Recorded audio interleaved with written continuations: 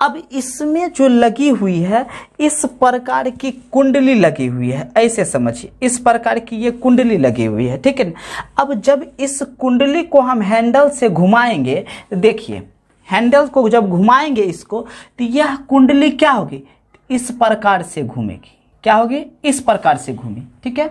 अब इस प्रकार से घूमे, फिर जब एक चक्कर और घूमेगा तो ये इस प्रकार से हो जाएगी।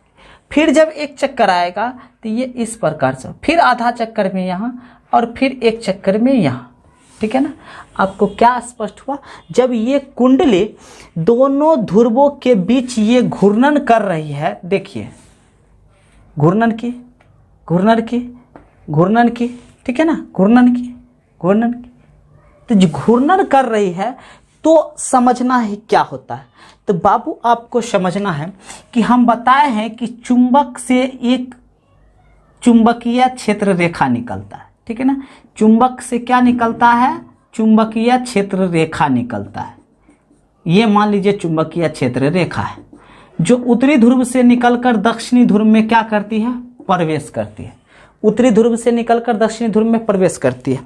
अब होता क्या है कि जब बच्चा ये इसके बीच ऐसे होता है, तो देखिए यहाँ ये चुंबक है, ये दूरी बढ़ गया, और जब फिर यहाँ आएगा तो दूरी घट गया, दूरी बढ़ गया, देख रहे हैं, दूरी बढ़ गया और दूरी घट गया।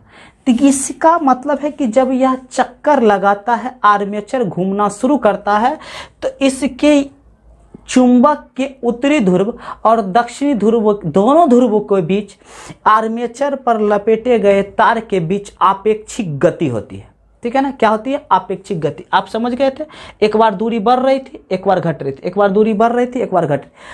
तार को फिक्स करके चुंबक को आगे पीछे कीजिए या चुंबक को फिक्स करके तार को आगे पीछे कीजिए, शर्त वही है, बात बराबर है।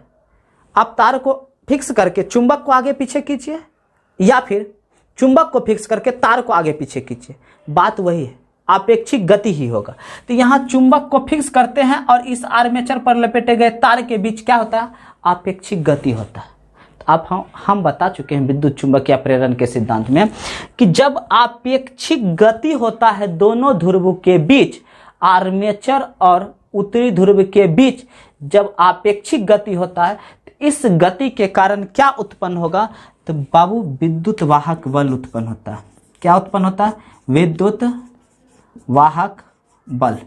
क्या उत्पन्न होता है, विद्युत वाहक बल उत्पन्न होता है, जो क्या करता है, तो विद्युत धारा उत्पन्न करने के लिए उसको प्रेरित करता है और इससे विद्युत धारा निकलना शुरू कर देता है। क्या निकलना शुरू कर देता है, विद्युत धारा निकलना शुरू करता है। गैल्वेनोमीटर से विद्युत धारा निकल गया, डीजे बजना शुरू, ठीक है। विद्युत धारा जैसे ही हैंडल मारेंगे, हैंडल मारने के बाद ये आर्मेचर घूमेगा, आर्मेचर जब घूमेगा तो इस दोनों ध्रुव के बीच आपेक्षिक गति होगी और आपेक्षिक गति होगी तो वहां क्या काम करेगा, तो विद्युत चुंबकीय प्रेरण का सिद्धांत काम करेगा और जैसे ही विद्युत चुंबकीय प्रेरण का सिद्धांत काम कर गया तो उससे विद्युत धारा प्रवाहित होना शुरू होगा, ठीक है ना।